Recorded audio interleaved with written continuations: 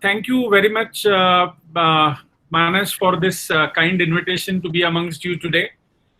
This is probably one of the late webinars that I have attended during these past 6 months. You know, the usual webinar time is evening time. Some of them happen in the morning. And I admire your enthusiasm and the efforts that you are putting into this series of webinars, which will help all the participants, and all the best for your future activities also. But in the process, I am also getting enlightened and getting more knowledge and knowledgeable as well. That's very kind of you to say.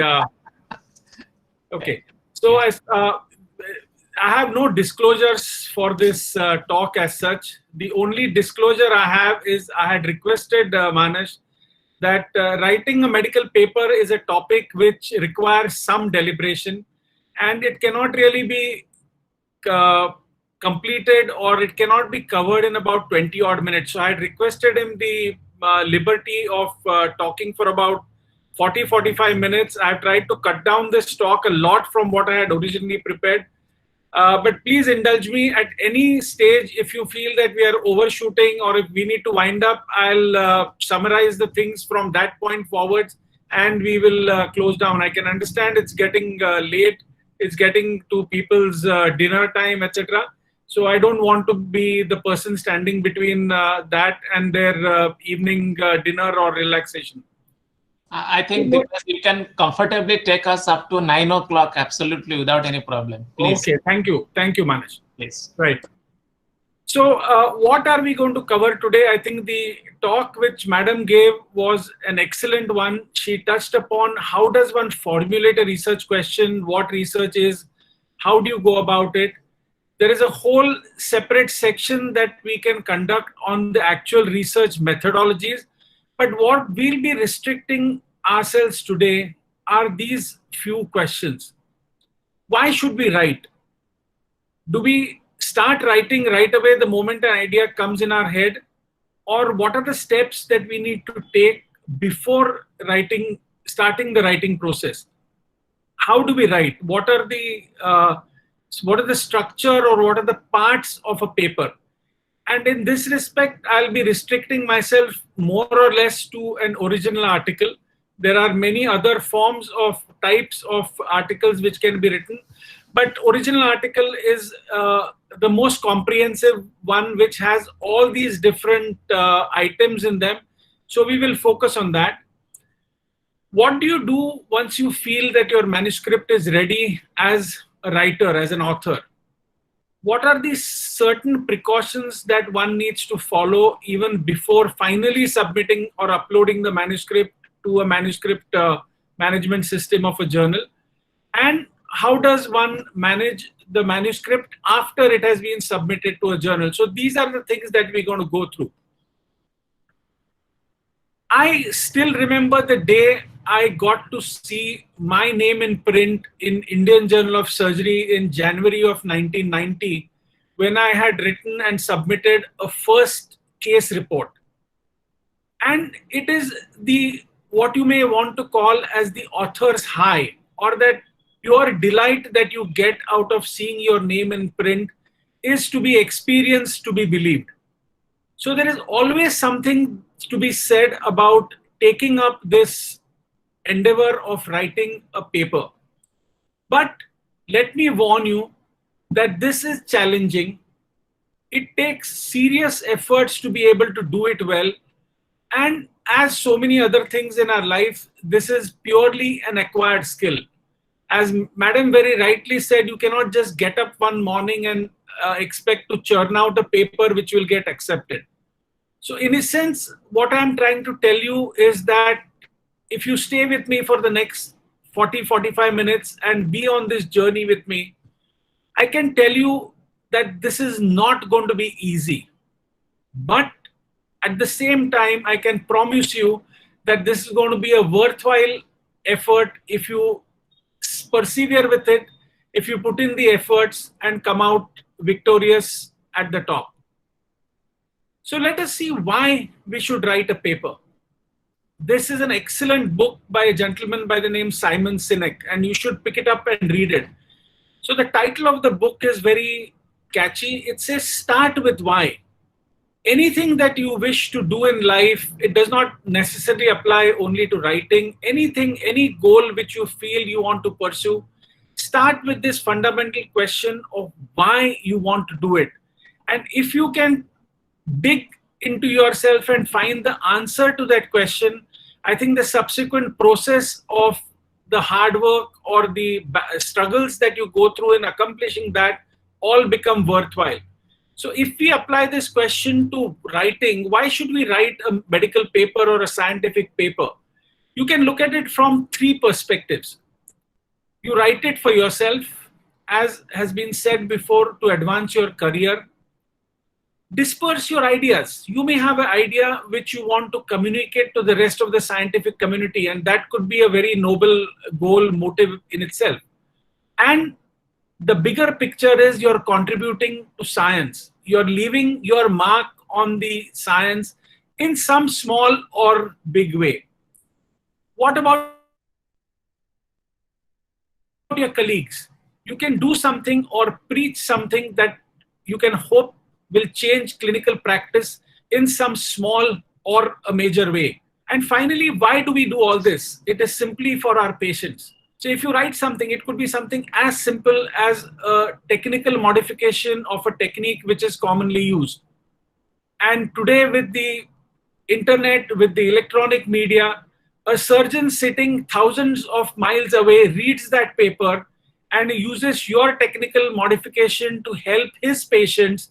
Your efforts, your hard work in writing that paper would have been worthwhile because you have indirectly helped a patient or patients sitting or in a hospital thousands of miles away.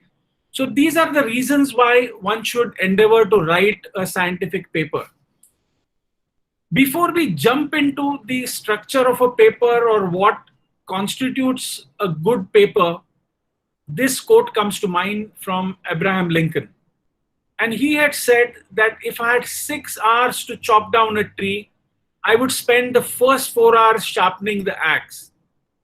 Or in other words, if you spend time in deliberately preparing yourself, getting geared up towards that writing process, your writing would be that much easier and also more enjoyable. So what are the things that we need to keep in mind before we start writing a paper?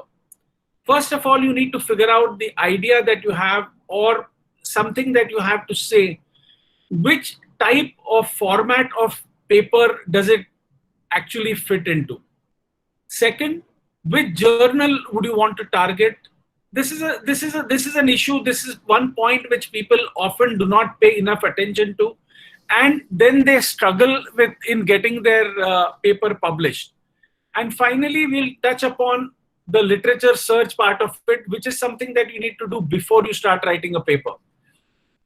So this is not an exhaustive list, but these are the commonest types of medical papers that you see in a medical journal, starting with letter to the editor, images in surgery, case report or case series of a few cases, technical reports which highlight and focus on a technical modification of a particular surgical procedures, original articles, randomized trials, review articles, systematic reviews, meta-analysis, and finally the editorial. So if you go from the top to bottom in that order, this reflects the easy spectrum to the difficult spectrum towards the bottom. And also, on the other hand, you can say that some of the types of papers in the upper half are for the beginners, and the editorials, the systematic reviews or meta-analysis are for the experts in that particular field. So this is something that you need to keep in mind. Don't get up one fine morning and say something like an editorial and shoot it off to a journal in the hope that it will get accepted. Editorials are more often than not invited editorials, or they are written by people who have considerable and years of experience in that field. So let us now look at how does one choose a journal for submission. I have made this section fairly elaborate for the simple reason that you need to understand that the process of submitting a paper to its peer review often takes a few months. So to begin with, if you've not chosen the correct journal, the chances are that the paper is going to bounce from one journal to the other, and that is going to lead to frustration. So spending some time, giving it some conscious thought in choosing the journal often will avoid that frustration. So you need to ask yourself these questions. What is the target readership? What kind of submission do I have? What is the type of submission that I have? We'll discuss a little bit about the impact factor and the indexing of journals, which are two terminologies which get thrown around quite a lot.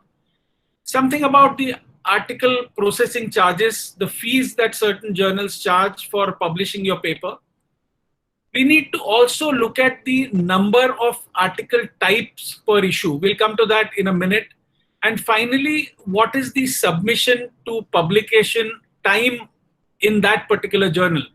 So this is where you need to be a sort of Sherlock Holmes and do some research and do some digging around to figure out what would be the common or average submission to publication time in a journal. I've just taken random examples to make a point that you need to identify who your readers are. Who is that paper meant for? Is it for a generalist? For example, at the left end of the spectrum, I have kept JIMA, the publication of the IMA there, which goes to all its members, including a whole lot of family physicians. Is it for a specialist?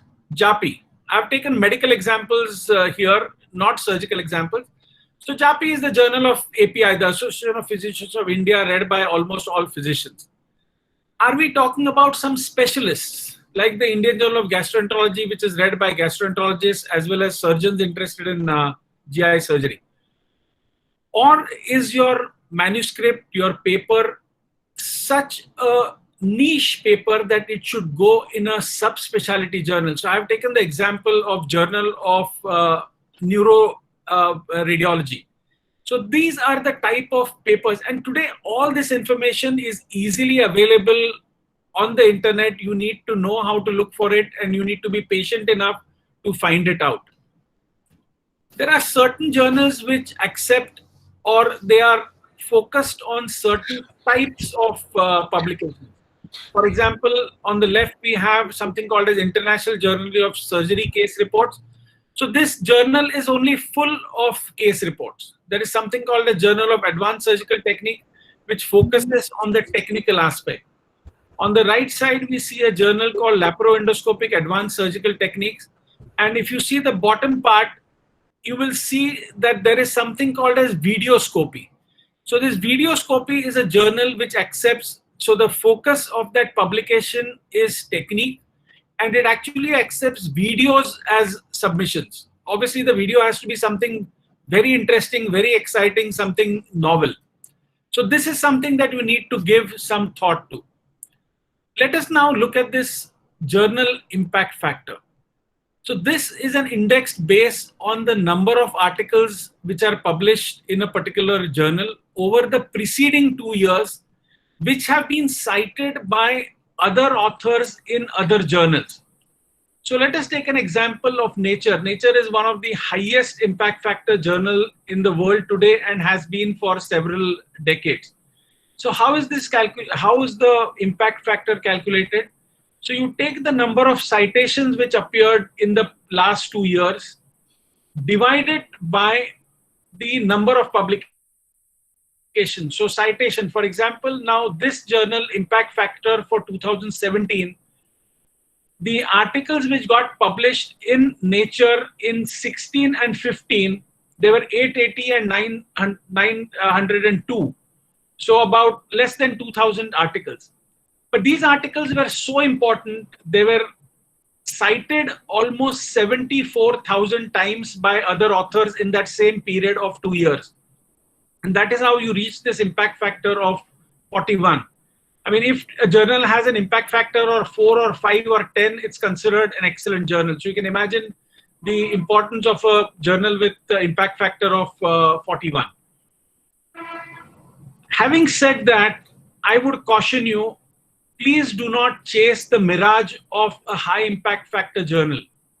for most papers that you or we are going to write, the impact factor of the journal is of hardly any consequence. It does not matter what the impact factor of the journal is. If it has an impact factor somewhere in the range of, say, even 1 to 5, it's a decent journal. A lot of Indian journals have an impact factor which is less than 1. So this is not something that you should actively go around basing your decision off on submitting the paper. The next issue is indexing. So there are two things here. One is there are citation indexing agencies like the Science Citation Index, the Medline, the Scopus, or the Indian Citation Index, which index a particular journal. So the journal scrutinize that journal based on certain criteria and decide that this journal would be indexed with them. On the other hand, there are online digital repository, and the biggest one out of them is the PubMed Central. So PubMed Central gets articles or accepts articles from over 30,000 journals, some of which are in Medline and most of them are not in Medline. So the purpose of PubMed is to make this research available for people to search through and go through, and that's why it's important. If you look at the Medical Council of India, this is something I picked up from a paper written in an orthopedic journal a few years ago, that from the point of view of career advancement, at least in the government hospitals, in the public hospitals, the MCI recognizes only these indexing agencies, and if your article is published in one of them, then it is considered relevant from the point of view of getting you some extra points or whatever. So it's Medline, PubMed, Scopus, Embase, Index Medicus, and Index Copernicus. So when you're looking at these things, keep in mind that look for an index journal rather than a journal with a high impact factor. All things being equal. And how do you look for how do you know whether a journal is indexed or not? So if you go to the NCBI website, you go to the NLM, National Library of Medicine catalog, you can put the name of the journal and it will tell you whether this is indexed or not indexed. Let us now touch upon the issue of article processing charges. So please remember that a journal has to sustain itself. And there are various models on which the finances of the journals are based. So some journals are supported entirely by an association or by an organization. For example, Journal of Minimal Access Surgery for many years was purely being supported by IAGS. They used to fund the bill for the journal producing, say, 8,000 copies and sending it out to all its members. Lot of journals would charge the readers for their reading it or downloading a full text article. You may have seen, if you're looking for that odd PDF in a very high impact factor journal, and you go to the website and it says for downloading this, you would have to pay about $30 or $40 or $50. So that is the reader paying the charges. And the other model is that the authors pay, not entirely, but to some extent they pay towards support of the journal. So this is a fee paid to make the work available as open access in an open access or a hybrid journal. So hybrid journal is one where some of the articles are open access, the other ones are not. So when can the journal demand these charges from you? So a lot of the journals, when you read through the instructions to the authors or go to the website to submit an article, you have to pay some amount upfront at the time of the submission. And if you see that practice in a journal, it should immediately bring up a red flag, because it means that this journal is simply there to make money out of you. And this journal has no scientific standing or very poor scientific standing in the community. Certain journals will peer review your article without being biased about whether you're going to pay them or not.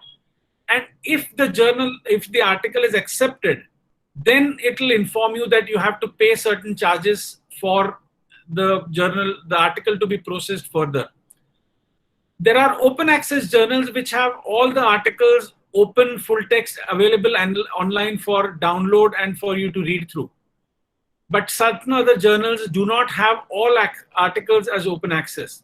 And at the time of the final acceptance, you will get an email stating if you wish to make this article open access, then you need to pay a certain amount. So this is the optional versus compulsory open access platforms. Certain journals would say that if your manuscript exceeds a certain number of words and if it runs into more than a certain number of pages, then you will have to pay per page charge. A lot of journals would also charge you for getting your color figures or color images in the print issue. This is one practice that one needs to be mindful about it, and one needs to be careful about it. So these are called the predatory open access journals. So they charge you a fee, usually at the stage of submission, for publishing your articles where there is almost no or very, very minimal peer review. A lot of these publication houses have come up from China. There are several of them in the USA. The journal name may sound fancy, but these are basically predatory journals who are only there to publish your articles and charge you money for it. And that's why their standing in the scientific community is very, very low. So if you look at these two websites, predatoryjournals.com and beallist.net. So Beall was the person who was the first to raise voice against them many years back and bring this to the notice of the scientific community that these are journals which are simply there to make money. And if you ask me honestly, these journals are best avoided for your submissions. The next thing that you need to do is to browse through the website or a physical issue of a journal. So on the left side, we have Asian Journal of Endoscopic Surgery, and on the right side, we have British Journal of Surgery. So you have a case report to send. Where would you send it? Now, if you see the Asian Journal of Endoscopic Surgery, the case reports have started. There are almost 15 case reports in one issue, whereas British Journal of Surgery does not have a single case report in this issue. So if you had a case report to send to a journal, you would naturally favor the Asian Journal of Endoscopic Surgery here rather than the British Journal of Surgery, knowing that if it gets accepted, it has a chance of getting published soon. The one thing here is you need to browse a few more issues of that journal before and after this issue to see that they had not put so many case reports in one issue, maybe because there was a backlog of case reports. Sometimes journals can do that. If they have a backlog of accepted case reports and many of them lying in the system, they would make one issue with say 15, 20 case reports, but generally the acceptance or publication would be restricted to about 5 or 6 or 7 case reports per issue. This actually was a paper on the research of submission, acceptance, and publication times in various journals which were otolaryngology or ENT related. And these authors had actually taken the trouble of going through articles over several years, and calculate what was the time between submission and acceptance and submission and publication. Because most journals today, when they publish a paper, they have a footnote somewhere which said article submitted on, accepted on, and published on, publish online on, and you can see which issue it has appeared. If the journal has the habit of publishing this data in the article, you should browse through the issues of journals and compare. Ultimately, as an author, one is interested in seeing that article in print. So if you spend time in studying these journals and say journal A, the acceptance to publication time is 6 months versus journal B, where it may be 1.5 years, all other factors aside, you would probably favor journal A, because if your paper gets accepted, it will actually come into print much sooner than journal B. This is one thing I cannot emphasize enough, that if you wish to submit to a journal, You need to read the instructions to the authors very, very carefully and thoroughly and understand them well.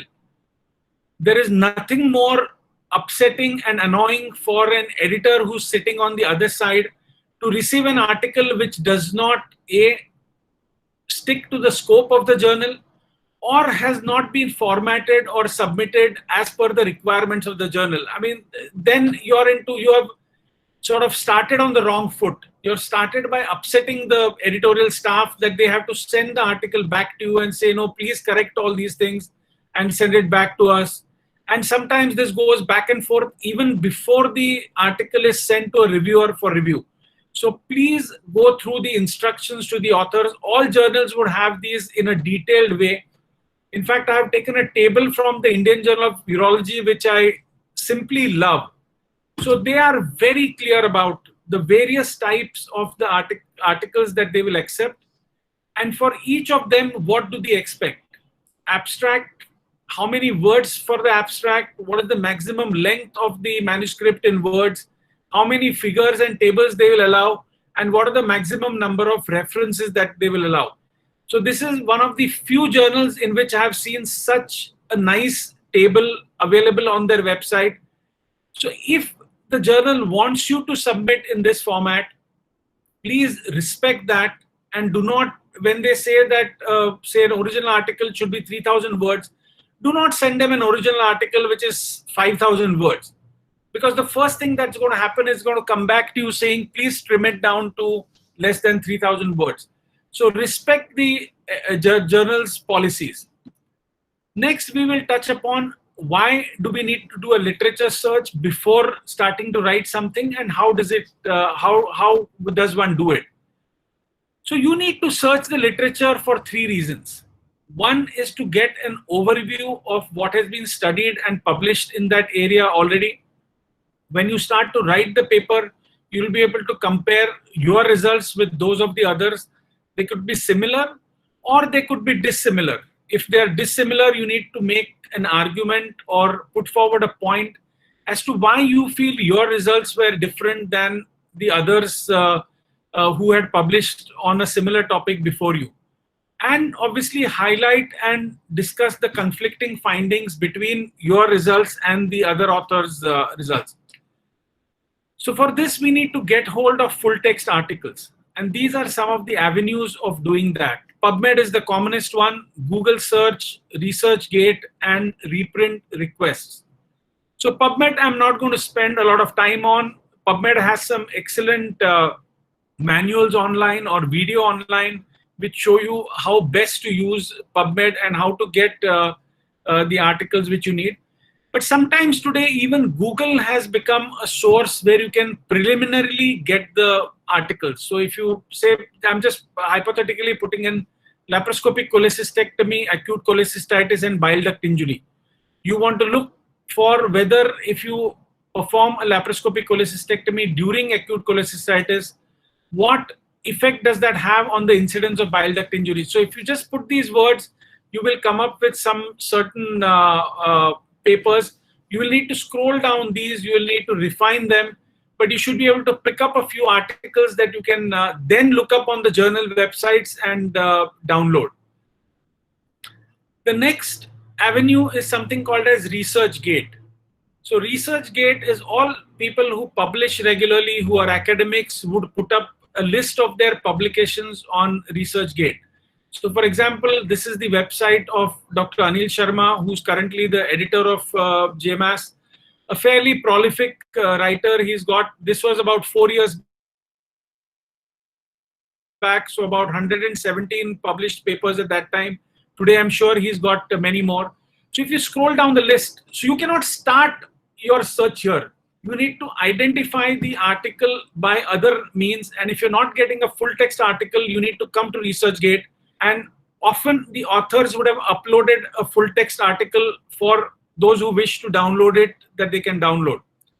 Or you can click on this button which says request full text. And if you click on the button, an email from the ResearchGate website goes to Dr. Sharma's email saying such and such person has requested a full text copy of your article. kindly send that to him. So he uploads it to the ResearchGate system, and you can go and check on the ResearchGate system and download it. Sometimes you exhaust all these avenues and still you cannot get hold of the article in full text. Reading an abstract does not really mean much. You have to read through the entire article. So one of the very useful tricks is to write to the authors directly. So on PubMed, you will commonly find this author information, and more often than not, you'll be able to pick up the email address from it and write to the author of that paper that you are interested in a reprint of his paper for such and such reason. It's nice to be able to write a few lines as to why you need his paper. You are doing similar research. You are managing a case which was similar to the one that that author had reported. And trust me, more often than not, within a few days, you will get a PDF file of that paper that you can then download and access. This is a very useful practice. But please remember that only downloading lots of reprints and keeping them in a folder is not enough. You need, when you are doing any research, you need to be able to, or you're writing a paper, you need to read through them very carefully, highlight them with whatever way you usually do, and synthesize them, digest them, understand what's being written in them. And that is then the useful way of using these downloaded reprints. So I'm just going to give you an example of how I like to do it. So this was simply for a case report which one of our fellows was writing on a schwannoma in the psoas muscle. So if you downloaded, say, 8, 10, 15 papers on this subject, what you would do is, at least this is what I do, is I go through each paper and pick up the points which I feel would be important to mention in the final article that you're writing, and just make a note of them below that paper's title, so that it's easier then when you start writing the paper to look at this file and pick up the things from here. Mind you, it's never a good idea to copy paste stuff from a paper into your article. That is called plagiarism, and it should be avoided like the plague or like the corona. You have to paraphrase what has been said. You have to understand that material and write it in your own words. And wherever you have picked up an idea or a data from some other author, you need to provide a reference to that. Let us now come to the meat of the substance, meat of this talk, which is what are the parts of the manuscript and what do they each mean. So this is a standard structure of an original article, which is called the IMRAD: Introduction, Material and Methods, Results, and the Discussion. I have just tagged on the last bit of conclusions. So typically, if you look at a well-written article, this is how it will be written in terms of the length. So you cannot have an introduction that goes into, say, 15 paragraphs or which spreads over 2 pages. So generally, the introduction is 2 paragraphs. Material and methods is about 5 paragraphs. Results, which is the most important section, is about 7 paragraphs. Discussion 6, and conclusion is 1 paragraph. So when you're writing an article, you have about 20 units of thought that you need to compile and put it on paper. These are some slides. The slides that you see in blue are from the talks of my friend Anil Sharma. And this is a very useful way of thinking about a paper. So this kind of a representation is called a spider diagram. So in the center of the spider diagram is the idea, which is the main topic of your paper. So let us look at this and use this as an example, and we will see how it applies to the different sections that are there in the paper.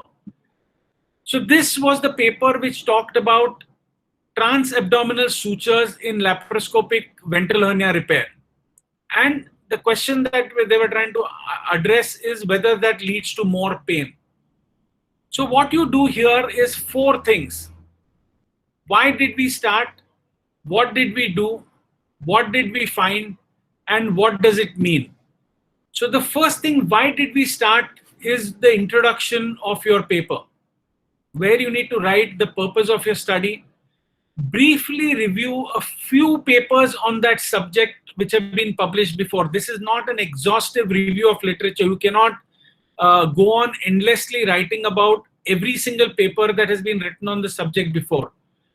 The more important aspect of the introduction is identifying and putting forth the lacunae or the gaps in knowledge in that particular area, or if there is any conflicting data in the past which has been published. So that forms the reason why you feel your paper is going to provide some answers. And generally the last sentence of this introduction section reads something like, the aim of this study was, or we report. So this is the introduction part of it. So now talking about our hypothetical question of transabdominal sutures and ventral hernias, let us see under what headings would that author write this introduction section. So he may start off by saying that this is a significant problem, give some incidents as to how often the post-op pain happens, what are the causes of the post-op pain, etc., etc. So that is all that, and for each of these he will provide a few studies which have been quoted in the literature already. The next is material and methods, or what did you do? So how did you select the subjects? What are the inclusion and the exclusion criteria which were used? What was the setting of the study? You have to describe the research design. How did you collect your data and how did you analyze the data, or what statistical methods do you use? So going back to our hypothetical studies, what did we do? A, we obtained ethical approval for conducting the studies. There were 100 patients divided into two groups. Laparoscopic ventral hernia repair was performed. And we measured pain. How did you measure pain? By using visual analog scores, number of doses of analgesia, and time to discharge. And the chronic pain was assessed at 6 months and a year. And certain statistical methods were used for analyzing this data. So here you do not talk anything about the data or its analysis. You are simply writing down the way the study was conducted. Best way of understanding if the material and method section of a paper is a good one or not is the criteria. If you send only the material and method section to, say, another author without the rest of the paper, will that author be able to conduct an identical experiment going through your material and method section? So that is the criteria which is often said to be useful in analyzing whether it's a well-written material and method section or not. Next, we come to the results section. So what did you find? And the results have to be presented in a logical sequence, keeping in mind the topics or the headings which were used in the material and method section. So the results section has to follow the same sequence which was used in your research design. You have to take care that you account for all the patients which you said you studied. There cannot be any mismatch between the numbers. At this point, we do not draw any conclusions or do not try and analyze why some things happened the way they did. You simply have to put forward the data which you got. So let us look at this again. What did we find in this group of patients? So the VAS score in two groups at 1 day and 1 week was such and such. The number of analgesia doses which were required were so and so. Discharge from the hospitals in two groups, did it differ? And what happened to the chronic pain at 6 months and 1 year follow-up? Then you come to the discussion section of the paper, and this is the paper where you say what are the implications of what you've done of your paper. So cover all the debatable aspects of the study. If there are any new findings, new aspects, they need to be highlighted. Perhaps the most important paragraph of this particular section is properly addressing the shortcomings of the study. So if I'm going as an editor, if I'm going through a paper and if I read through the discussion section and there is no mention of any shortcomings, immediately one feels that that paper, that author has not put in enough efforts in identifying the shortcomings of the study and putting them down on paper. Next is the implications for clinical practice. So what are the implications of the findings of your studies and what you have done for the clinical practice? And it's always important and useful to tone down the discussion section. Do not make exaggerated claims in the discussion. Do not make claims which are not supported by the data that you have presented in the results section. So that is an important aspect to keep in mind. So let us look at this hypothetical example again. So what does it mean? What is the implication? How does it fit in with what has been done before? And how does it differ from what has been done before?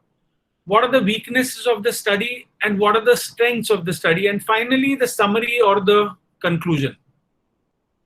There are some other parts to a paper like the title, abstract, keywords, acknowledgements, and references. So the title should be representative of the paper and the scope of the study. It should be clear, concise, informative, and one should avoid any abbreviations in the title. The abstract summarizes the study. It can be either a structured abstract, which means it will have a background or introduction, material, methods, results, and conclusion section, or it could be an unstructured abstract, which is typical for a case report, which is just written as a paragraph and you don't really have these subheadings or subsections in an unstructured abstract. Always respect the word limit that the journal has prescribed for the abstract. Usually for an unstructured abstract, it could be as short as a 150 or a 200 word abstract. For a structured abstract, it could be about 350 or 400 or a 500 word abstract. If you pick up a paper, you will always see the abstract as at the top of the paper. That's the first section of that paper which meets your eyes. But please remember that the abstract in a paper, when you're writing it, is always the last section to be compiled. You have to write down the entire paper. So imagine the abstract is like a summary. You cannot summarize a paper when you've not written it. So the abstract is always written right at the end once all the other things are in place. Keywords. The keywords make it easier for other people who are searching for the literature on that topic to find your or pick up your article. So generally journals would ask for up to 3 or 6 keywords or key phrases. It's preferable to use what is called as medical subject headings or MESH. So I've given you a link of this particular website which gives you certain MESH headings. Try and use that, or avoid using words from the title of your paper and repeat them again as keywords. That's not necessary, because the title anyway gets searched when somebody is searching a database. So have keywords which are different from the words in the title of the paper. This is an important issue. Who should be an author on a paper? What are the criteria for authorship? And there are several guidelines on this, and the consensus is very, very clear. Only somebody who has substantially contributed to the conception or design of the study, or to the acquisition of the data, analysis of the data, or interpretation of the data, and he has been responsible for drafting the paper or critically revising it, and he should have seen and approved the final version. What is the meaning of all this? Why do you need to impose such strict criteria for authorship of a paper? The reason is in the last line, that a person can be said to be an author of a paper only if he agrees to be accountable for all aspects of the work and the final print version when it goes into a journal. The people who may have helped you peripherally in writing a paper, somebody has drawn a line diagram, somebody has done some work, but he does not really qualify to be an author based on the criteria which were there on the previous slide. So their names can go in the acknowledgement section, which usually appears towards the end of the paper. The next is you need to quote references for several things which you write down in the paper. Avoid too many references. Again, go back to the instructions to the authors and figure out how many references the journal permits for that particular type of paper, and please respect that limit. So there are two types of or two styles of writing references. The old one was called the Harvard style, where the references were listed alphabetically and they were written in this format. Today, most journals would follow what is called as the Vancouver style of referencing. You can just look up Vancouver style of references and you will get many articles on the net about how to cite references in an article. So we'll not go into the details of that. Lastly, let us come to the visuals, the tables and the legends, the figures, and sometimes videos. So the table should be self-explanatory. They should have descriptive legends or titles with complete information. And a table has these sort of subsections. So you have a table legend, you have column titles, you have the body where you present the data. Please remember, do not make a table with multiple columns. The columns should be restricted to 3 or 4, because anything more than that becomes unwieldy to go through and read. Then there may be some footnotes if you've used any short forms, if you've made any acronyms, you need to explain that. And there are these lines which demarcate one section from the other. If you have figures to submit in the form of graphs, bar diagrams, charts, histograms, make sure that they're good quality, or sometimes for surgical papers, you may have pictures of the specimen, intraoperative photographs, etc., etc. Use legends to explain the key message. Please remember, when you're submitting particularly intraoperative photographs or something that you are very familiar with, take it for granted that the reader may not understand it or see it from the same viewpoint as you are seeing it. You need to make it easy for the reader to identify and understand that figure. So you can have small arrows pointing to structures which are explained in the legend, or you can have a short letter A, B, C, and you can then explain in the legend what A stands for, B stands for, or C stands for. So this is a useful practice. I'm just going to put up 2 graphs to show you an example of what would look like a good graph in a publication and what would be a terrible graph in a publication. You can decide for yourself which is a good graph and which is a bad one. Videos, not all surgical journals would accept videos, but there are some journals which have a specific category of submission in which the video forms a very important part. So you need to figure out by reading the instructions to the authors whether they accept videos or not. If they do, what file format do they want? What resolution would they want the videos to be in? And most journals would put a limit on the size of the file that can be uploaded to their servers. Now, when you see this picture, the SPG or the Special Protection Group comes to mind. But I'm using this simply to remind you that once you've written the paper, you need to be very careful in checking the spelling, the punctuation, and the grammar in that paper. When all this is done and your manuscript is ready, it is not yet time to dash it off to the journal. You need to run a plagiarism check. There are online softwares which you can use for that. Pass that paper to somebody who's more experienced, say a senior in your department, a faculty member, and get them to give you input. So this is like your internal peer review before you send it off to the journal.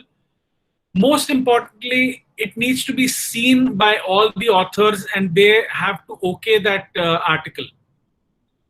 So you're almost there, but not quite.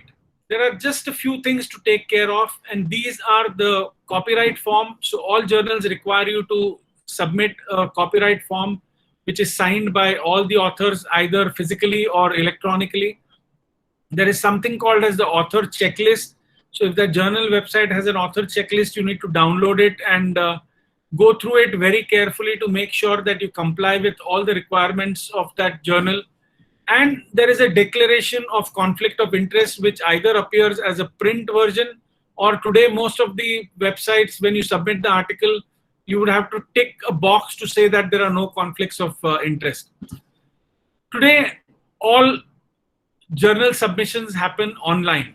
You hardly ever send a print copy of the paper to the journal office. So you need to familiarize yourself with the submission process by going through the journal's website where you plan to send that article. What does one do after submitting a paper? It's very, very important to remember that one needs to be patient. The peer review process takes time. The peer reviewers, the people who review for journals, are always busy clinicians who have decided or who have agreed to spend time reviewing papers as a passion or as an interest. So often it takes time for them to review the paper. So resist the temptation of repeatedly visiting the site to check what the status of your paper is. And most importantly, do not repeatedly send reminder emails to the editors saying that my paper has been with you for 3 weeks, 4 weeks, 5 weeks, and I have still not received a reply. I can understand if you do this, say, after a few months. You may drop in a polite email to the editor if you've not heard from them, say, for about 2 months or 3 months. But generally, this is a habit which is not looked upon favorably by any editor. So once this paper is submitted, there are two possibilities. Well, there are three possibilities. The first one being purely hypothetical, that it gets accepted without anything being changed in it. And that's why I've got it out of this slide. So there are two possibilities. One, that the paper is rejected, or the editor sends it back to you saying that it needs to be revised in a certain way. So please remember this quote, that rejection is nothing more than a necessary step in the pursuit of success. So if your paper gets rejected, that's not the end of the world.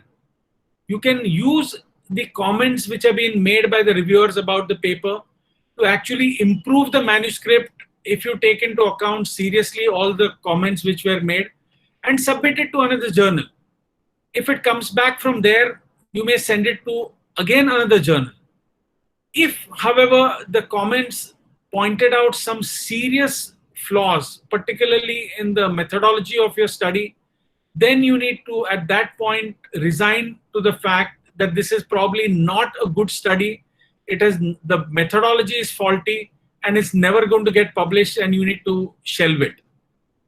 What about the revision? I always feel that just like a rubber band, you need to be stretched to be effective. You have to get out of your comfort zone. When you write a paper, being the author, you are in love with that paper, you feel everything is fine, till somebody points out certain aspects of it which may need revision. So please remember that if you get invited to revise a paper, do not get disheartened. In fact, consider that a very positive sign. It usually means that the editors are interested in your work, but they would want it revised in terms of the word count, in terms of the number of figures, in terms of the number of references, or they're seeking clarifications from you regarding the paper. So carefully note and respond to all the queries which have been raised by the editors or the reviewers. Suitably modify the paper. It's useful to modify the paper and then highlight the sections which have been changed or modified. Always write a polite letter acknowledging that, thanking them first of all, thanking the reviewers and the editors. You want to get them on your side. So thank them by saying that, yes, the comments made by the reviewers and the editors have been useful, and we feel that based on that, the revision that we are submitting is a better paper than the one previously submitted. So hopefully now the editors would consider it for publication. Regarding the resubmission, please remember, do not submit it too soon, because the system of a journal can track the dates of an article, when it gets sent back to an author, when it's resubmitted, etc., etc. So let's say, for example, the reviewers have submitted 8 or 10 or 12 queries on your manuscript and they've asked you to revise it extensively. Such a manuscript going back in a revised format within 24 or 48 hours suggests to the editors that you've not really complied with all those revisions. You've not been serious enough in your effort to comply with the request from the reviewers. So that is not looked upon favorably. At the same time, do not delay the submission of a revised paper for too long. Do not sit on it for 1 month, 2 months, 3 months, because then the editors has every right to just drop it from the system and send you an email saying that it looks like you're not interested in sending us the revised manuscripts, so we are dropping it from the peer review system. Don't let that happen. So this is an example of how you should reply to the reviewer comment. So on the left side, you have the original comment from the reviewer. The central column gives you the reply that you've given. And on the right-hand side, you provide the page numbers and the line numbers where the change has been made. It's often useful to highlight that changed section in a different color, say in red, so that the editors can easily spot that. So finally, I would like to say that writing a medical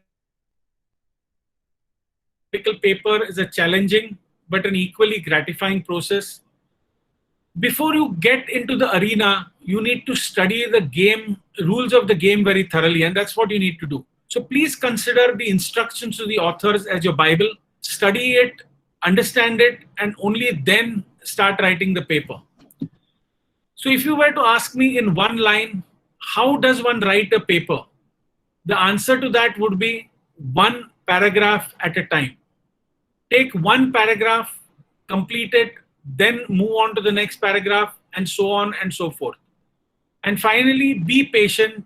Remember that all good things in life take time. I'm going to leave you with two final sort of points regarding this. And the first of it has to do with the habit of procrastination. You want to write that paper, but fear has gripped you. And what is the fear of? It's usually fear of failure, that your paper may not be adequate, the paper may not get accepted, and you start procrastinating. Once you get into this cycle of procrastination, the next thing that it leads to is anxiety, loss of confidence. You want to make that paper the perfect paper that you can produce. And that goal of perfection itself leads to fear of failure, and the whole cycle of procrastination starts again. So what is the remedy for that? If you ask me, first, keep the long-term reward in focus. So as we said, going back to the first slide, why do you want to write a paper? Or how will you feel when your paper is finally published? So at any stages when you get dejected, when you feel low, keep that final reward in mind, and that will help you to get along this process. The second important aspect of writing a paper is do not get overwhelmed by the magnitude of the work that you're going to have to put in. Use the tactic of what is called as chunking. You simply say that I have to get the introduction section done. Leave aside all the other sections and the entire paper. Next, you say I have to write only 2 paragraphs of the material and method section first. I'm not going to think today about the results or the discussion or any such thing. So if you divide the larger goal into smaller goals and focus only on that small goal one at a time, it's easier to get a paper done. Although when you look back upon it, it looks like you've accomplished a huge feat. And finally, I cannot stress this enough. At some point, you just have to get started. You cannot simply say or put forward that thing on the next day or the day after or the next week. You have to make a beginning somewhere, and that's the only way you will complete a paper.